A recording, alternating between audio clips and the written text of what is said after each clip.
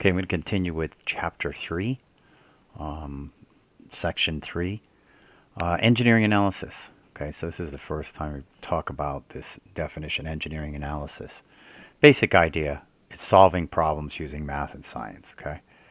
And um, our approach to that, we're going to use a general analysis methodology, okay? Which is about some steps that we're going to follow through, okay?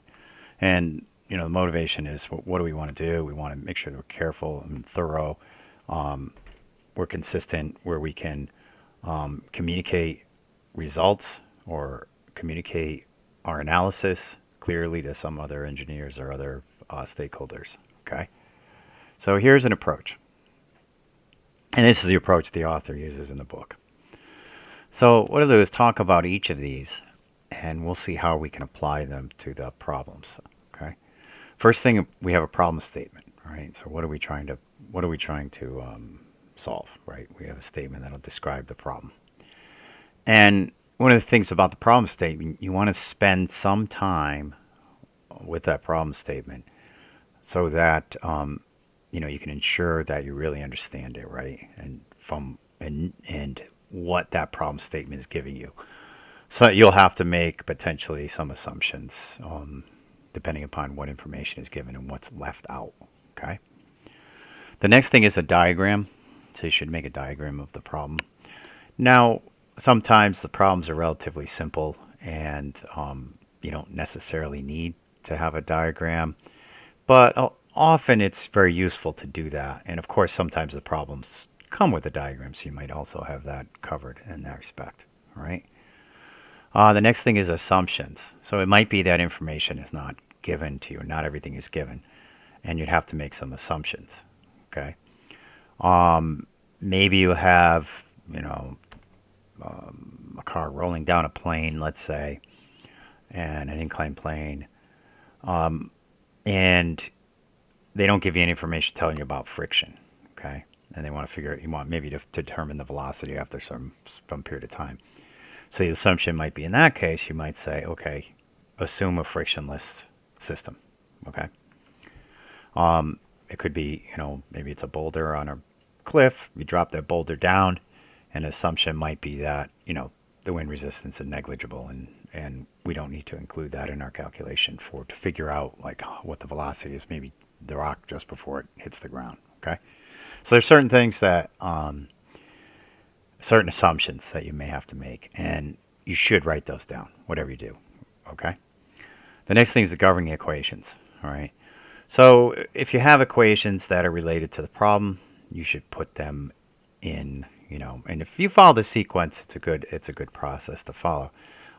You should put these in. Okay.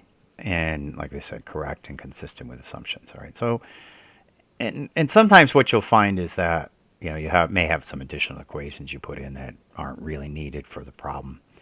But as we go through, I'll take a look at some example problems for you and talk about it, kind of like the approach I took to come up with those. All right. The next thing is calculations. So you go through, make sure you watch the units right. Don't do, don't mix and match SI and USES units.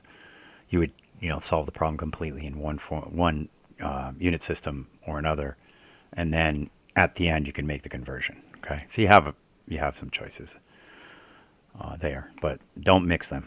Don't mix the units. Don't mix the different unit systems when you're going through. And also, as you go through and do a calculation, you should cancel out the units as you're moving along, and keep all the units with your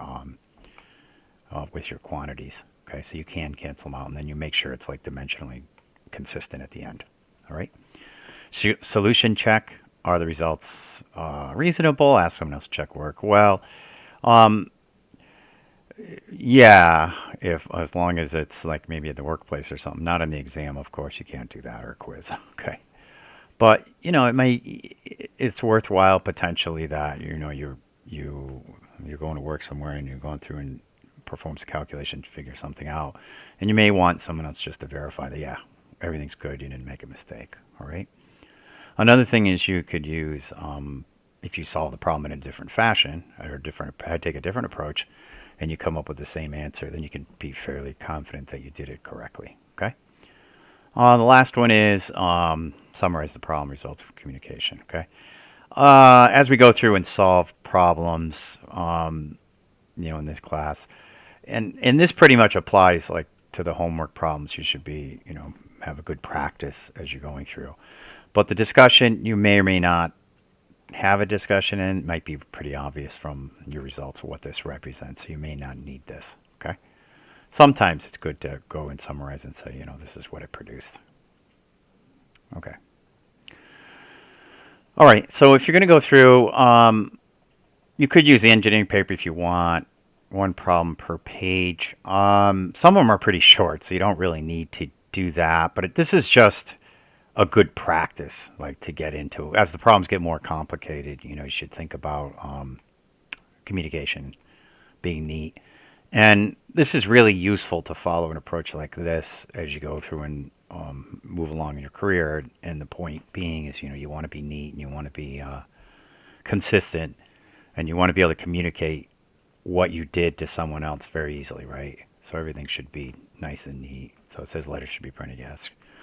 Correct spelling and grammar. Well, not everybody is, English is their first language, so this may be a little bit tougher, but you do the best you can, and hopefully you get everything in the end. Okay. Space the analysis steps. So you make it, where you got a little bit of space between it. Clear diagrams, when you can. And then the answers, I don't know, double underlined or boxed or circled, something that indicates that this is the final answer. Kind of direct your eyes to that. Okay?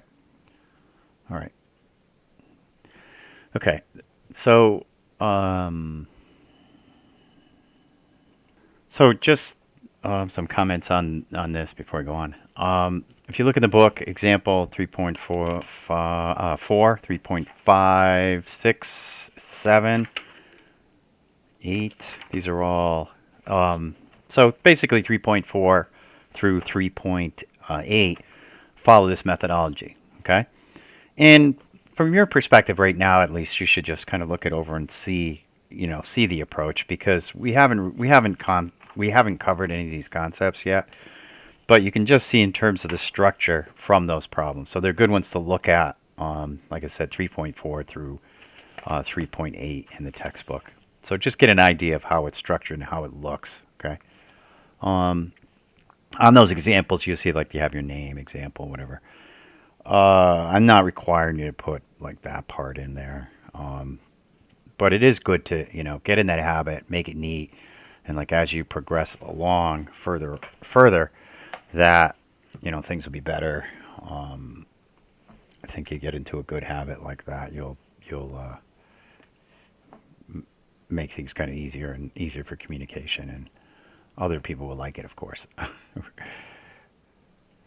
Okay, next thing I'm going to talk about is computer as an analysis tool.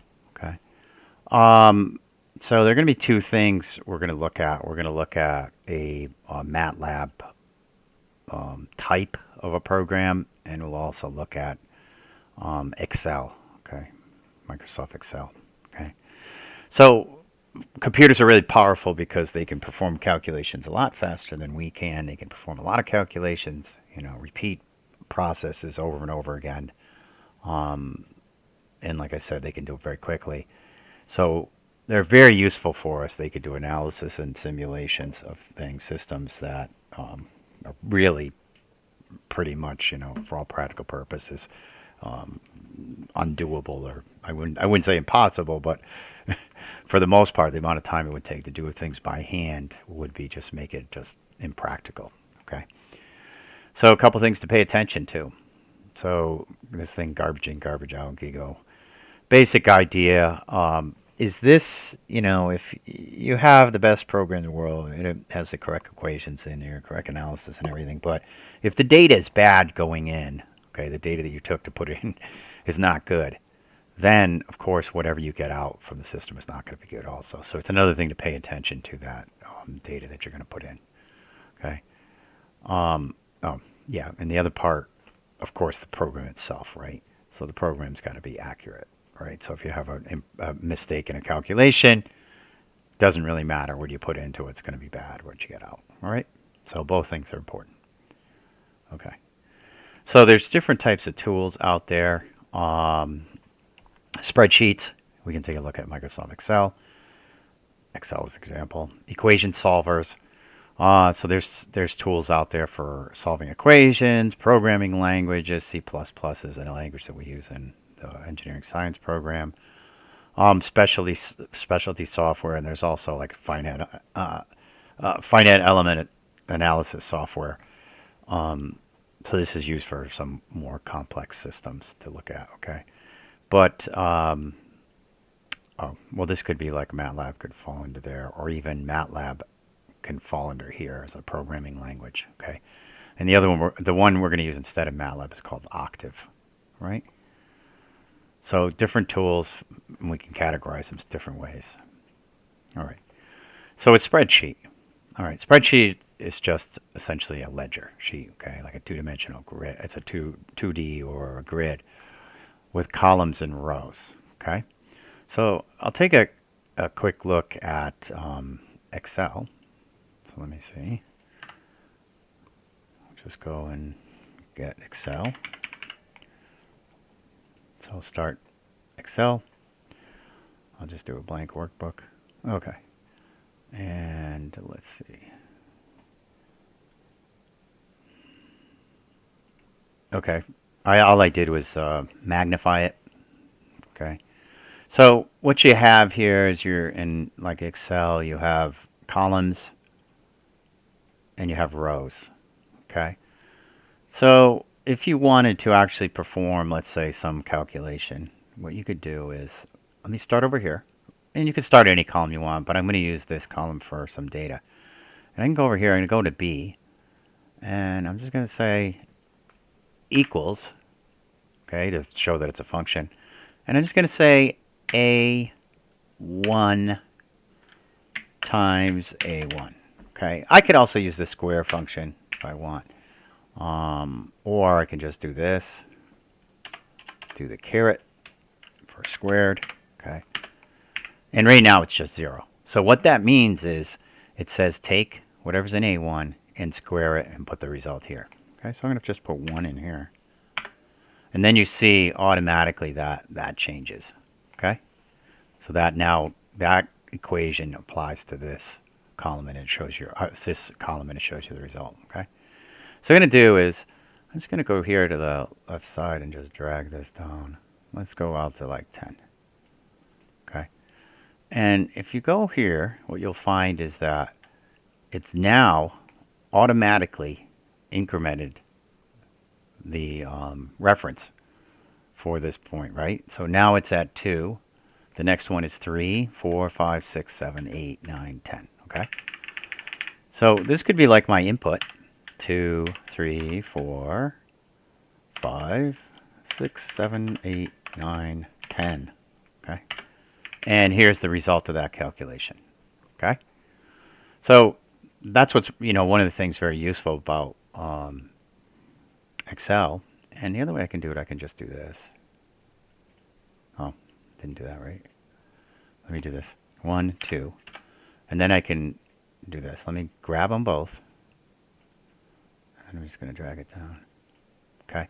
So it knows that it's just basically copying it. It recognized that I just had incremented by 1. So now if I just left click, select the two cells, what they call the cells, and then I just go over here to the left and drag it down, and then it'll fill them all in. And I could go a little further.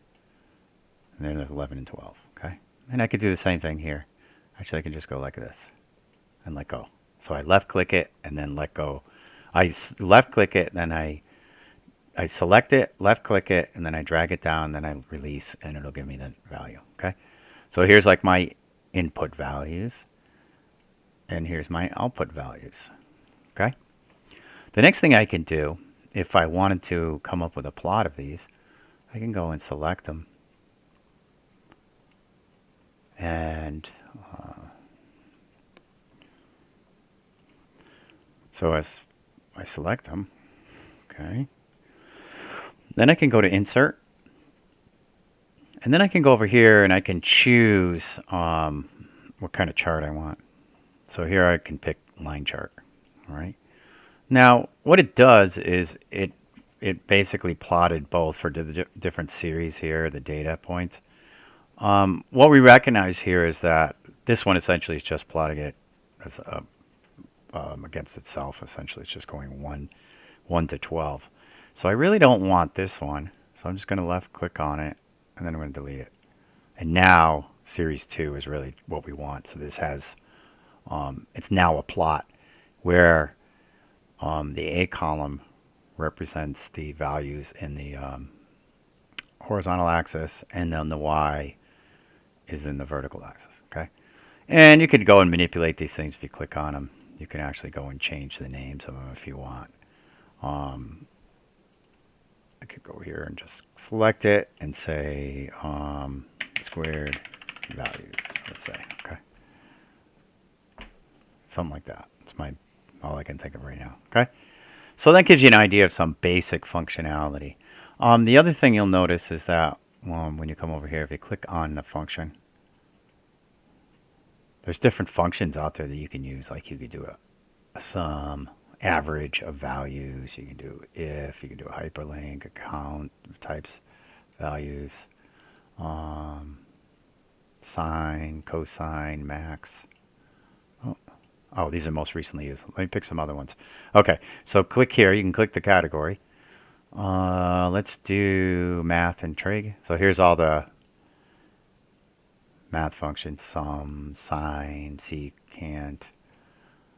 Okay, and then statistical, we can do those. So you can do average, average deviation. Let me do this one. Let's say I want to do an average. Okay, so I could go here and just click it. It's okay. Oh, except don't do that. You got to put it in the square, in the cell that you want it to be perform the average. So I'm going to put it right here. Okay, now I go function, average, okay. And now what it did, it actually automatically selected the range. But you can actually go in here and change it if you want. Let's say I don't really want it from the first value to the last value. Let's say I just want the average of the last 3. Okay. So it's not A3, it is A10 through A12. So this should give me the average of the last 3 of these. Oh, don't want that.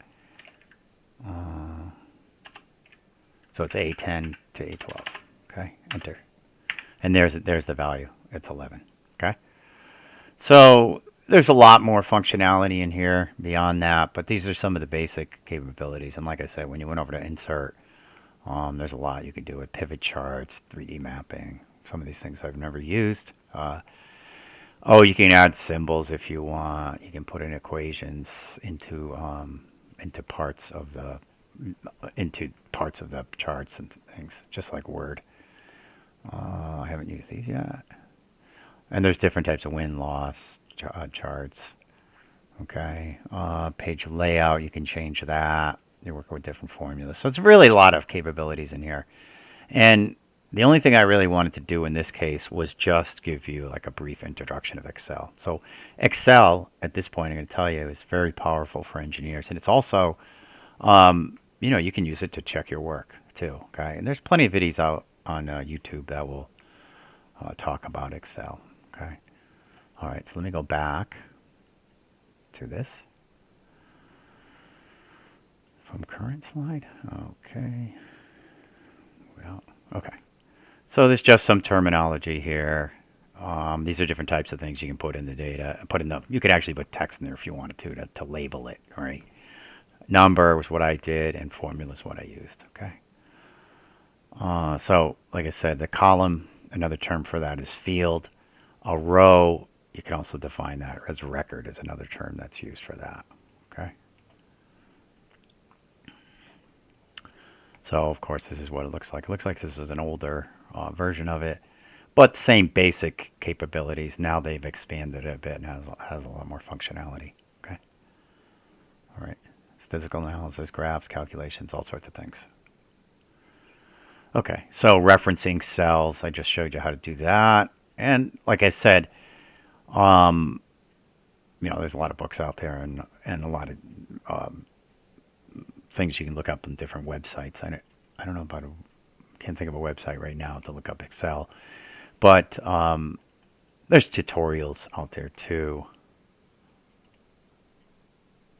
So as I was talking about, I said, oh, let's go see what they have. So Microsoft has some um, Excel for Windows training, so this is a good place to start with to get some introduction to it. Okay, a lot more than what I covered.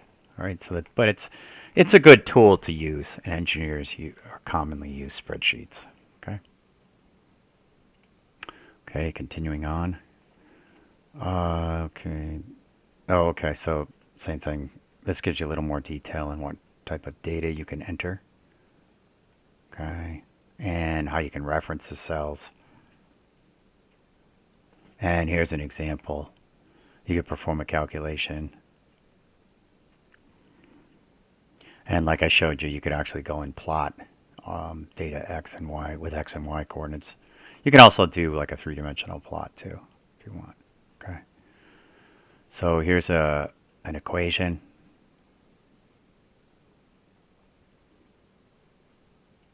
So here's an equation, governing equation. Now we can take a look at it and use Excel to plot it. And we'll have some initial values for Y initial, V initial, and we'll put an acceleration. We'll do it in SI units, and then time. Time is the variable that's going to change. Okay. Okay. So we can go through this example, right? So let me just do this. Escape.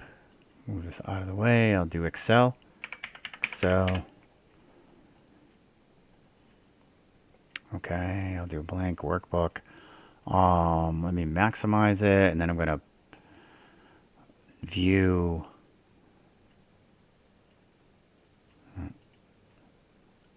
I'll do a zoom up here. Oh, zoom. I'll make it 200%. Okay, that's probably pretty good.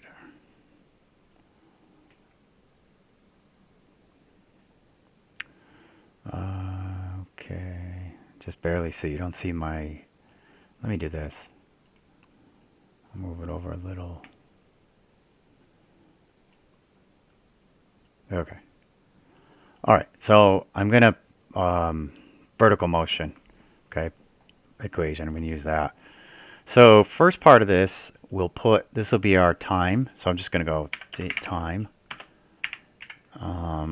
And this is my I don't know. This will be my, I'll put, and that's where I'll put my equation in. So I'll just do 1, 2, 3, 4, 5, 6, 7, 8. Good enough. And then over here, I'm going to put in my equation, okay? Which is just equal to my initial position, which we'll say that's 10 meters. And then that's going to be plus my initial velocity. Let's say my initial velocity is 5 meters per second. So I'll put that in. Asterisk for multiplication. And then now this is going to be my first column. So it's going to be A2. Okay. The next one would be A3 or whatever. But we'll just drag it down and you'll get to see it. And then plus 1/2. So 0.5 times G, which is 9.81, okay, times A2, and then the caret squared, okay? So there's the equation. All right. So what this says is essentially that, and we can actually put 0 in there too. So I'm going to go over here to the left. I'm going to click on it, and then I'm going to do an insert. So I'm just going to insert a row above it. So I'm going to start with 0 first. 0. So I'll just take this. That's me. I'll just cut it cut, Control V, paste. Okay. And now you see it's A3, so we want it to be A2 because it got shifted up by 1, so A2. All right. So when t is equal to 0, this is 10 meters off the ground. All right. Now I'm just going to go over here and I'm going to drag it down. Okay. So what you can see is, 1 second it got up to 19.9, 39.6, 108, keeps going up and up. Let me go down a little further. So I'm just going to take 2 of these and I'm going to drag it down to, I don't know, 20, let's say. Okay. Then I'm going to do the same thing here. Drag it down. Okay. We're still, oh. Something's wrong. And what's the wrong is that this is not plus. Of course, this is minus. Okay.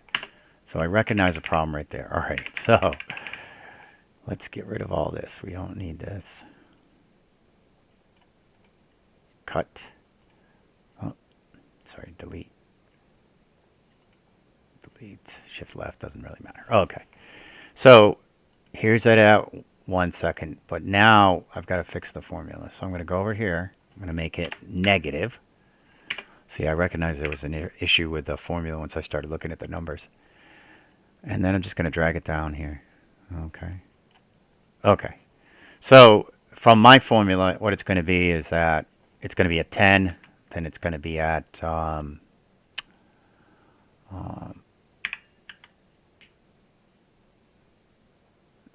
Okay. Then it's at 5. Okay. So I just made up these numbers. It looks like, I would have to make it fractions of a second to actually see how high it's going to go. So what I'm going to do is I'm going to modify this slightly. Instead of saying 5, I'm going to do this. I'm going to say 50. Okay. So 50 is the initial velocity. Okay. So I'm just going to drag this down. And now the numbers are a bit better, at least for my inputs. Okay. So with my equation, let's see if I can make this larger. You can even see it. It's so small. Let me see if I can make it larger. So it might be hard to see the equation, so I just wrote it over here, right? So it's in larger text, so you can see that now. And I just increased the size a little bit more. Okay, so along this column in B, essentially just this equation. So this is A2, then the next one's A3 instead of A2 all the way down. Okay, that's all this is up here. Maybe hard to see it. I couldn't figure out how to make this larger without changing the resolution of the screen. So we'll just do it this way. This is the actual equation up here in the function, which is just down this column. Okay. Now I can go ahead and I can select it. I can just go select all these, select the whole grid, and then I can go and insert, and I can do the same things before. I can do a line, and there are different choices here. I'll do this one. Okay, there's my line chart. And then I can just select this one and delete it. Okay, so there's my chart. Okay, so this is the motion. What you expect is that after some period of time, this will come down here and actually land back on the ground. So this is some object that was launched up. At t equal 2 is here. Here's 3, 4. And it looks like about 6 seconds it's at its peak, and then it starts to come down toward Earth. So here's like my initial position is 10. It was launched at an initial velocity of 50 meters per second. Let's say those are the units we're using. And then this is gravitational acceleration working against it, okay? And it's a t squared term over here. So this is like t, then this is like t squared, okay? So as time goes on, this becomes the largest impact, and that's why it essentially pulls it back down, okay? And you could click on these if you want. You could change them. You can also add.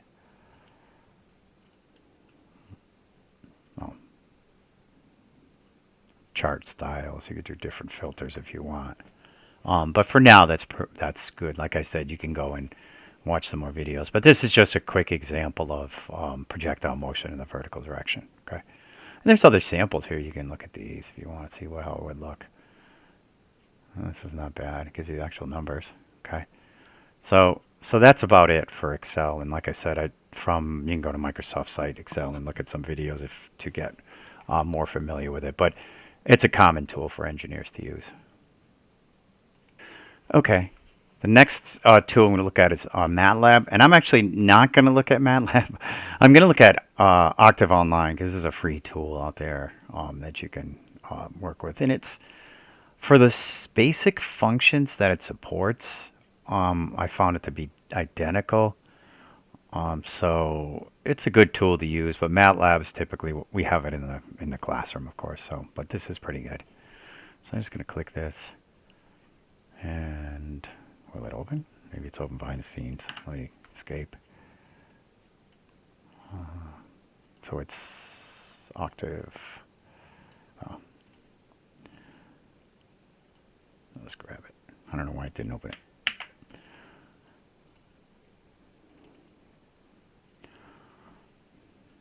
Let's throw it down here.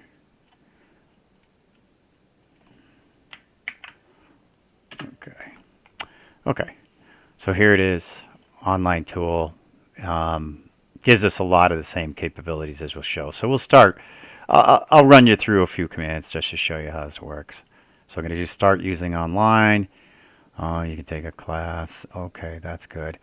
And then the commands are right down here, so you enter them right there. Okay. So with Octave, you can perform some basic calculations. 5 plus 5, let's say. Oh, it's so small. I'm going to have to make that larger. Hold on. Okay, so I just increased my scaling factor to 250% for icons and letters and characters. On my display setting scaling it to 250%. Okay, so now it should be big enough to see. Okay, so 5 plus 5 is 10. Okay, now I can also do this. I can set a variable. I can say x equals 4. And then let's say another variable, y equals 3. And then I can do x plus y. So right at the command line, you can actually perform some calculations. You can also do x squared, x cubed if you want. Okay. So you can type it directly in. You can save variables. So it works out kind of nice. It's actually a very nice a nice tool to perform calculations with. Okay. All right. So let's see. Okay, so these are the things you could do. It's so easy. Matrix manipulation, plotting of functions and data is easy. Implementation of algorithms, creating user interfaces, and interfacing with programs in other languages. I have never used this last one, but I've done the other things. Okay. Okay, so like I said, Octave Online. All right. So one of the things they say is that it's dynamically typed, a little bit different than like C++, which you have to explicitly tell what the data type is. Here you just put you actually just enter the variable in as you saw, like I just entered. I said x equals whatever, 5 or whatever I did, and y equals something. I could have made those, characters if I wanted to. I could have made it a floating point number, a number with a fractional part. I could have done that too. Okay, and then just some more definitions. Values come from constants. Okay. All right, and so I did these. You could, like I said, you could type it in. You could actually even type in a string. Okay. Here's some other examples. So here's a function. So you do pi over 2. So this is in radians. There's a degree version too. I think it's sine d. Okay. So here's some examples of you went and go ahead and type those in. Okay, now let's say you wanted to enter vector. So let's say we want to do something similar to what we previously did. So I can go and do like this. I can do x, I can enter a vector like this, and then I can do y and say y, y equal to x squared, right? Okay, so let's do this. Let me pause it. So back in Octave, what I'll do is I'll say x equals, put a square bracket. I'll say 1. Oh, sorry, wrong thing. Square brackets right here. 1, 2, 3, 4. Okay, closing. All right, so there's my vector, or like a one-dimensional array. All right, and then y equals x, and then it's caret squared. Oh. Oh, okay, and you can see there's a little note here. Dot. So if you did it like this would do an actual, they have to be a square matrix. So it's this part of linear algebra. But if you want to do it element by element, you have to do a period before it. So let me do it again. Y equals x dot, like that. Okay, and there are the values. All right. Now what I can do plot x comma y. And there's the plot. Okay. Now there's a lot of things you could do related to plots. And just to show you how you can look things up, you could do like this. Let's say help. The commands. You can